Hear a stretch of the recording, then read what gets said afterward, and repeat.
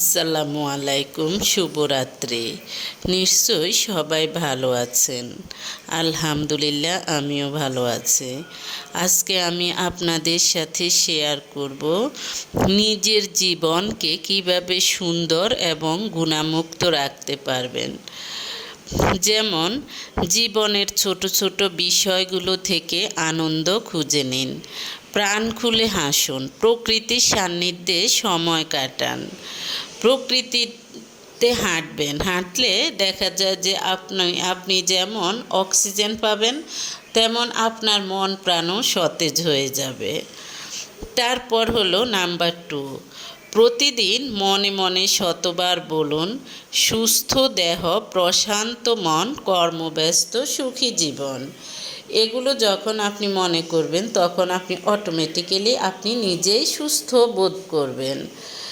তারপর হলো নাম্বার 3, প্রতিদিন কমপক্ষে 15 মিনিট বা 20 মিনিট বা 30 মিনিট আপনি আপনার সময় অনুযায়ী হাঁটুন। কোয়ান্টাম যোগা করুন, সুযোগ থাকলে সাঁতার কাটুন, বৈজ্ঞানিক খাদ্যাভ্যাস অনুসরণ করুন, অর্থাৎ একটা ডাক্তারি চার্ট অনুযায়ী চলার অভ্যাস করবেন। মনে রাখবেন, রোগী হওয়ার মধ্যে কোনো কৃতিত্ব নেই। নিত্য রোগীর প্রতি সবাই করুণা করে, তার সান্নিধ্যে কেউ যেতে চায় না। অনেক মানুষ আছে যে প্রতিদিন অসুস্থতার কথা বলে, এইসব মানুষের থেকে মানুষ দূরে থাকার চেষ্টা করে, কারণ নিত্য রোগীকে কেউ পছন্দ করে না। তাই নিজেকে সুস্থ রাখার চেষ্টা করুন। তারপর হলো নাম্বার 4 হলো সৎসঙ্গে স্বর্গবাস, অসৎ সঙ্গে সর্বনাশ। সব সময় ভালো মানুষের সাথে থাকবেন, ভালো সঙ্গের সাথে, অর্থাৎ সঙ্গী সাথী যেন ভালো হয়, বন্ধুত্ব যেন ভালো হয়, এই ধরনের মানুষের সাথে থাকবেন। তাহলে আপনি যে কাজগুলো করবেন সে কাজগুলো হবে সৎকর্ম। প্রতি শুক্রবার কোয়ান্টাম ফাউন্ডেশনের সাদাকায়নে অংশ নিন। কোয়ান্টামের ইতিবাচক বলয় আপনাকে রাখবে উজ্জীবিত এবং প্রাণবন্ত।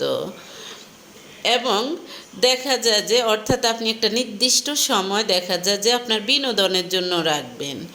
এই বিনোদন আপনাকে উজ্জীবিত এবং প্রাণবন্ত করে তুলবে।